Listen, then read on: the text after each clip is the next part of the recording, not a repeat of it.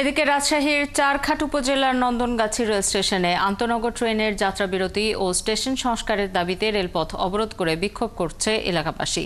এতে রাজশাহী থেকে খুলনাগামী সাগরদাঁড়ি এক্সপ্রেস এবং ঢাকাগামী মধুমতি, বনলতা ও সিল্ক সিটি এক্সপ্রেস ৩ ঘণ্টা ট্রেন চলাচল বন্ধ ছিল।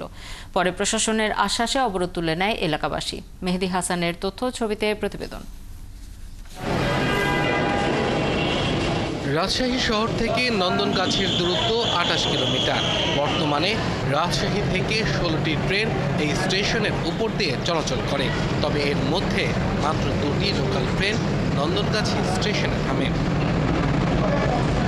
বুধবার সকাল ৬:৩০টায় চারঘাট উপজেলার মানুষ নন্দনগাছি স্টেশনের দুই পাশে লাল নিশান টানিয়ে রেল চলাচল বন্ধ করে দেয়। এরপর তারা স্টেশনের সামনে অবস্থান নিয়ে যাত্রা বিরতি সহ নানা দাবিতে ব্যানার ও ফেস্টুন দেখিয়ে বিক্ষোভ করে।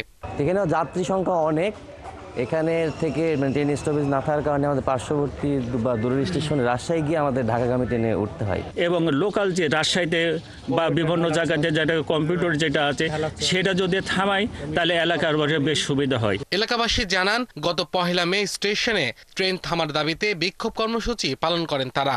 পরে রেল কর্তৃপক্ষ ১ জুন থেকে ট্রেন থামানোর আশ্বাস দেয়, কিন্তু তারা কথা রাখেনি।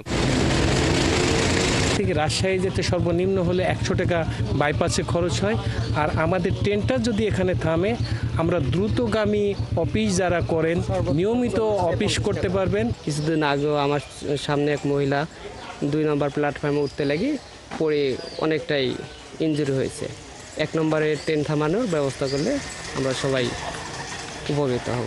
১৬ জুনের পর আবারও রেলপথ অবরোধের হুঁশিয়ারি দেন তারা। আমাদের দাবি যদি না মানা হয় তাহলে ১৮-১৯ তারিখে আমরা আবার অবরোধ দেবো, হয় ১৯ তারিখে নাহলে ২০ তারিখের মধ্যে আমরা অবরোধ দেবো। সেদিনকে আর কিন্তু রোড থেকে উঠবো না। বুধবার সকাল ৬:৩০টা থেকে অবরোধ শুরু করলে রাজশাহী থেকে ছেড়ে আসা ৪টি ট্রেন আটকা পড়ে।